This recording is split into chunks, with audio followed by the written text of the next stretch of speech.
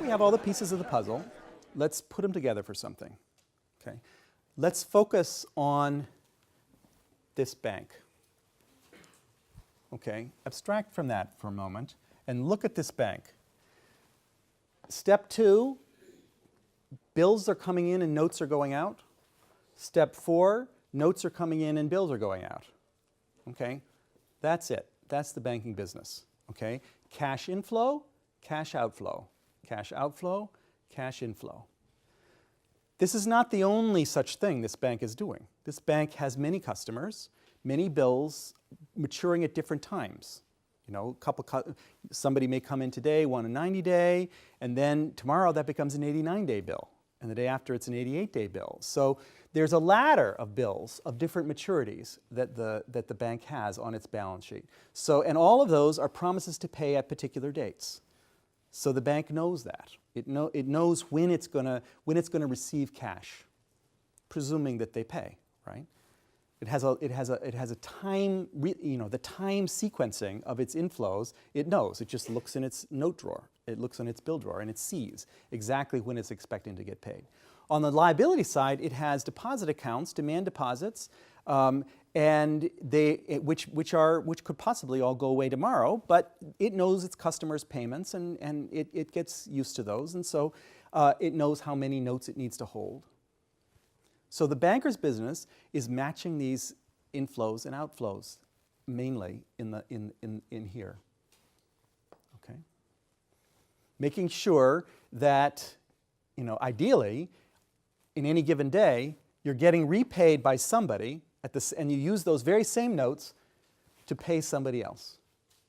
So the cash is coming in, and then you redeploy it. You don't want to be holding too much cash because it doesn't pay interest. The cash comes in, and then you redeploy it by discounting another bill. If it doesn't line up exactly, maybe you can do something like this, that doesn't require notes, okay? And meanwhile, you can always do acceptances, okay? But the main thing you can do is to try to influence these flows. Influence people's coming to you with bills and try to tell them, you know what, I'm running scarce of notes. Don't discount with me. Go down to another bank at this moment. Okay, just avoid this business. And how do you do that? You give people a bad price. If you don't want to discount that bill because you don't have the notes or you're worried about the liquidity risk, you just say, oh, I'll do that business because you're such a good customer, but at the moment I would have to charge you such and such a price. I think you can get a better deal down the street. So you seem like you're doing a favor to this customer, but in fact, it's your own book you're worried about. Okay, it's your own notes. And what does it mean, giving somebody a bad price? What it means is changing the rate you're quoting. Okay. Interest rate. I always use R's for interest rates. So the discount rate is a rate. As I said, it's like 5% or something. And if you raise the discount rate, the rate you quote, that's like lowering the price that you'll buy the bill for, right? So if you raise that rate, that discourages discount. It tells people, I'm not offering a competitive rate, go somewhere else, okay? Go to another bank. It discourages discount, and as a consequence, if step 2 isn't happening, only step 4 is happening. Bills are maturing, and as bills are maturing, notes are coming back in. I'm not sending notes out, I'm only having notes, and so later on, I can lower my discount rate again when I'm ready to discount, when I have some notes and I'm not facing this stringency.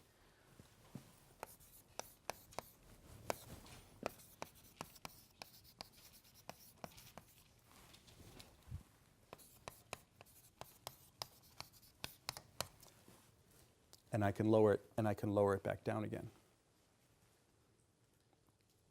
Okay?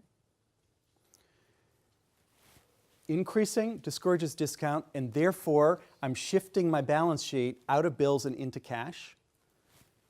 R goes down, encourages discount, I'm shifting my balance sheet out of cash and into bills.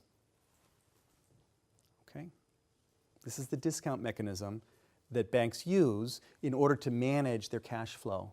I'm emphasizing that this is about managing your cash flow. All other banks are doing this too. You know, this is a competitive industry, and so people are quoting prices, and at any point there's a little dispersion of prices, and the customers are watching this and choosing where the best price is and going there for discount.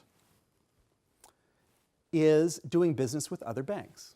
I mentioned that second because you already know about this stuff, you know, from the Fed funds market and so forth, right? That if I'm running out of cash, okay, what I could do is borrow from another bank, okay? Just acquire additional reserves from another bank, okay? And I have lots of assets here, all these bills of exchange, so I could just rediscount them at another bank, okay? So this is one mechanism. Changing the discount rate is one mechanism for influencing cash flow. Another one is rediscount at another bank. Okay? Instead of the customer going to the other bank and discounting, I go to the other bank, you know, with an asset I already have and say, you know, do me a favor, I need to borrow some notes from you, and I'll give you a good price. So there's this interbank market. This is essentially an interbank money market that's going on here in the rediscounting business. And so the banks, at any moment, there's a couple of prices. There's a price at which you're willing to discount to customers. There's also a price at which you're willing to rediscount with another bank. So these are buy-sell spread. This is a buy-sell spread that's going on here. These banks are money dealers, okay? And the prices at which they're dealing are the discount rate and the rediscount rate. So it's a buy-sell spread that's going on here. And this is in Bagehot's time, and this is how the world worked.